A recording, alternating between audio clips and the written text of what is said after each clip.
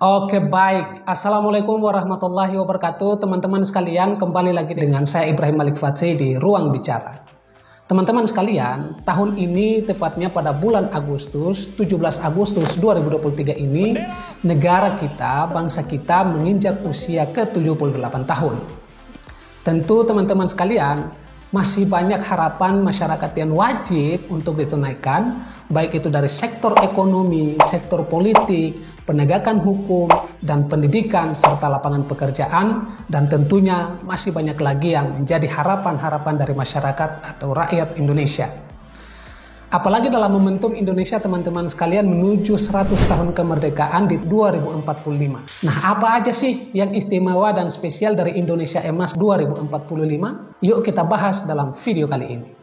Tapi sebelum lanjut, jangan lupa like dan share dulu video ini teman-teman sekalian. Dan juga setelahnya subscribe dan aktifkan lonceng notifikasinya biar teman-teman gak ketinggalan video terbaru dari channel ini.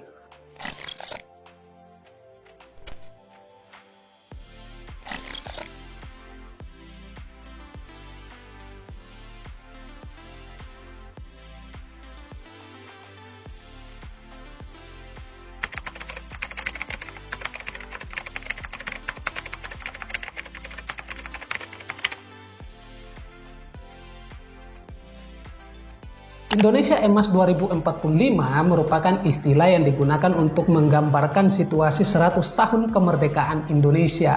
Di tahun 2045, satu abad kemerdekaan Indonesia akan menjadi tahun emas untuk Indonesia, Indonesia Emas. Ini adalah visi besar Indonesia. Nah, di mana banyak di antara kita yang berharap di tahun emas itu kita seharusnya sudah bertransformasi menjadi negara yang maju. Ya, setidaknya bersejajarlah dengan Amerika Serikat, China, dan negara-negara yang saat ini kita kenal sudah sangat maju dalam berbagai sektor kehidupan manusia, baik itu dari sektor ekonomi, pendidikan, dan lain sebagainya. Pertanyaannya adalah memang apa sih yang menjadi faktor penting dan spesial di tahun 2045?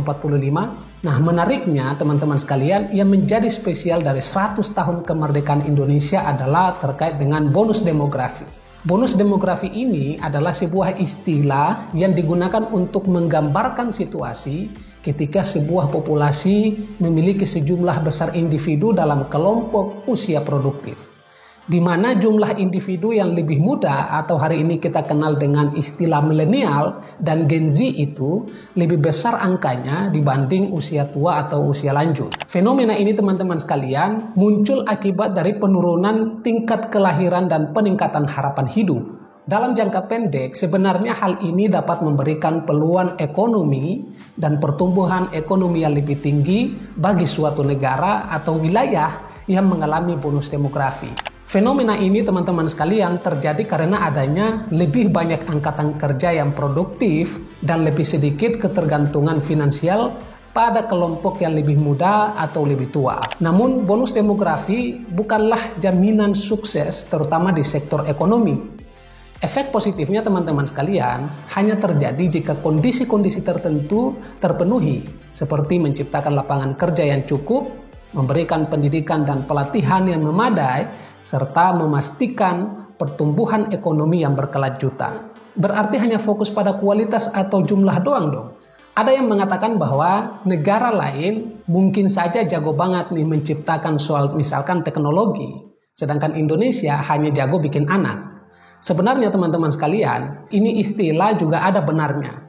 Di mana ketika kita melihat data angka kelahiran pada masa pandemi COVID-19 kemarin misalnya, itu memperkirakan ada sekitar 420.000 bayi yang baru lahir. Sementara negara-negara maju saat ini justru malah sebaliknya minus. Bahkan Jepang misalnya diperkirakan akan kehilangan sekitar 16% penduduknya di tahun 2020 hingga 2050. Jadi teman-teman sekalian, tentunya ini sangat menjanjikan. Meskipun memang kuantitas itu harusnya berbanding lurus dengan kualitas. Ngomongin soal kualitas khususnya di sektor pendidikan dulu nih.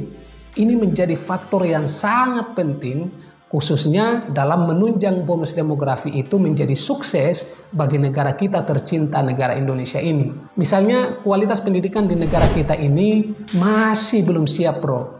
Karena kalau kualitas kita belum siap, justru Indonesia hanya bisa menyiapkan lapangan kerja saja. Kalau orangnya nggak pintar-pintar amat, ya misalkan orangnya adalah pekerja kasar atau pekerja yang mungkin saja semua orang bisa melakukannya, itu nanti pekerja akan makin murah dan makin nggak berkualitas. Dan mungkin justru malah saling berantem satu dengan yang lainnya demi mendapatkan pekerjaan yang sebenarnya gajinya juga nggak terlalu besar-besar amat. Jadi ini akan menjadi momok negatif dan tentu sangat mengkhawatirkan jika memang bonus demografi ini tidak berbasis pada kualitas. Selain itu teman-teman sekalian, jika tidak dikelola dengan baik, bonus demografi juga dapat menjadi tantangan yang sangat besar. Karena jika kesempatan ekonomi tidak cukup tersedia, maka jumlah penduduk usia produktif yang besar ini justru akan menjadi beban ekonomi dan juga menjadi beban sosial. Penting untuk dicatat teman-teman sekalian, bonus demografi ini adalah fenomena sementara. Seiring bertambahnya waktu, populasi usia produktif juga akan semakin menua. Dan jika tidak ada persiapan yang tepat, dapat timbul tantangan baru terkait dengan meningkatnya jumlah lanjut usia dalam populasi. Oleh karena itu teman-teman sekalian, pemerintah, baik itu pemerintah pusat maupun pemerintah daerah, perlu merencanakan kebijakan ekonomi, pendidikan, kesehatan, dan juga sosial yang tepat untuk memanfaatkan bonus demografi dan menghadapi perubahan demografi di masa yang akan datang. Lantas bagaimana caranya kita Indonesia dalam menghadapi tantangan bonus demografi yang diperkirakan akan terjadi di tahun 2045? Yang pertama adalah tentunya dari pekerjaan yang selaras, infrastruktur, dan yang paling penting adalah pendidikan negara kita. Maka pertanyaan kemudian adalah apakah pendidikan Indonesia ini sudah siap atau belum dalam menyambut bonus demografi? Jawabannya ya tentu dan sangat jelas belum. Menurut saya, kita emang sangat perlu untuk meningkatkan partisipasi penduduk terhadap pendidikan yang tidak hanya berfokus pada kuantitas, melainkan juga pada peningkatan kualitas. Oke, jika kita melihat data bahwa sekitar 95% penduduk Indonesia itu hanya lulus dari pendidikan SD, sedangkan 5%-nya nggak lulus. Kemudian 75% lulus dari SMP dan juga SMA. Lantas 20%-nya kemana? Ya udah baik sih sebenarnya, akan tetapi negara kita masih butuh peningkatan yang lebih tinggi lagi, lebih baik lagi. Karena sebenarnya salah satu faktor yang menunjukkan seberapa kualitas SDM suatu negara adalah yang lulus dari S1 atau yang sudah pernah berkuliah. Nah, ini dalam istilahnya disebut angka partisipasi bersih dalam pendidikan tinggi. Nah, khususnya di Asia Pasifik itu hanya berada di angka 27%. Sementara Amerika misalnya itu tertinggi yaitu di angka 71%. Kita bisa lihat ya, negara-negara barat cenderung lebih maju. Terus Indonesia gimana? Jangankan rata-rata global teman-teman, rata-rata Asia saja kita itu perlu napas panjang untuk memperbaiki dan mencapai cita-cita itu. Pada tahun 2018 misalnya, rata-rata sekitar 20% anak muda Indonesia itu yang lulus atau pernah berkuliah. Kalah kita sebenarnya dengan negara-negara tetangga. Malaysia misalnya, yang rata-rata angka anak mudanya lulus S1 di angka 35%. Terus kalian bertanya, Bang, kita ini kan penduduknya banyak. Ya kalau bicara soal penduduk yang banyak, coba lihat penduduk yang terpadat di dunia, misalkan India ataupun Cina. Jadi harapannya untuk pemerintah, khususnya dalam hal ini yang menangani sektor pendidikan kita, terus berinovasi agar mendahulukan kualitas pendidikan kita ketimbang kuantitasnya saja. Ya intinya dua-duanya sangat penting. Tapi kalaupun kuantitas, sekali lagi kalaupun kuantitas tanpa kualitas, ya bagaimana jadinya kita? Kemudian selanjutnya adalah kualitas guru. Teman-teman sekalian, ngomongin soal kualitas guru di negara kita tercinta ini sebenarnya juga masih sangat rendah. Padahal secara kuantitas atau jumlah guru-guru kita ini juga sangat unggul. Idealnya kalau mengikuti kata pemerintah nih, bahwa satu guru itu harus bisa menangani sekitar 15 hingga 20 murid. Sebenarnya ya sudah berada di posisi ideal, tetapi kuantitas tidak sebanding dengan kualitas gurunya itu sendiri. Lagi-lagi bicara data ya teman-teman, dari performa guru-guru kita di Indonesia itu rata-rata di bawah, yakni hanya di angka 66 dari 100. Jadi ini masih di bawah standar ideal ya. Kualitasnya ya minimal di angka 80-an. Dan bahkan lebih bagongnya lagi, tahu nggak kalau guru-guru SD itu cuma 34% aja yang memiliki atau mempunyai ijazah SMA. Jadi intinya kita sebenarnya punya guru, tapi lagi-lagi apakah semua guru itu berkualitas dan mendukung ataukah tidak?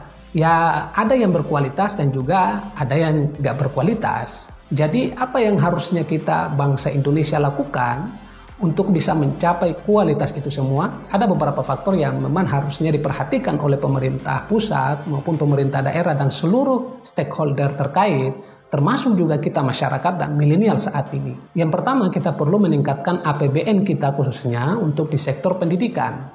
Harapannya kalau misalnya dinaikin ya jangan dikorupsi lagi ya bos. Korupsi terus. Nah kemudian yang kedua, tingkatkan anggaran untuk para guru-guru kita. Sebab kita tahu ya belakangan ini masih banyak sekali guru-guru kita yang mengeluhkan soal anggaran dalam hal belajar dan lain sebagainya tidak selaras juga dengan kebutuhan hidup mereka. Kemudian yang ketiga adalah meningkatkan kualitas model dalam kegiatan belajar mengajar. Banyak sebenarnya para pengamat pendidikan yang ngomong kalau pendidikan kita itu sudah berulang kali ganti kurikulum. Tapi sampai saat ini belum ada hasil yang signifikan untuk menerobos kualitas yang lebih baik. Banyak alasan yang mendasarinya tentunya, salah satunya adalah implementasinya yang barangkali belum merata di seluruh pelosok negeri. Selain itu, ini yang sangat penting yaitu model kurikulum pendidikan kita harus selaras dengan perkembangan zaman. Karena kalau pendidikan nggak bisa mengikuti adanya perkembangan zaman, justru malah tidak berkembang dan pada akhirnya cita-cita membangun bangsa yang cerdas, sehat, dan adil itu tidak mudah untuk tercapai. Terakhir harapannya semoga kekurangan-kekurangan yang tadi disebutkan bisa menjadi bahan perenungan khususnya untuk pemerintah dan pengambil kebijakan di negeri ini agar lebih fokus memperhatikan kualitas dibanding kuantitas saja, tidak hanya di sektor pendidikan ya, tapi di segala sektor. Menurut saya hal ini penting demi tercapainya harapan besar kita, cita-cita bangsa Indonesia yang sudah semakin mencapai usia dewasa, khususnya di tahun 2045 yang disebut-sebut sebagai Indonesia Emas. Teman-teman sekalian, semoga konten ini bermanfaat, sehat selalu dan sampai jumpa di video-video selanjutnya. Salam produktif, salam Indonesia Raya. Sampai jumpa.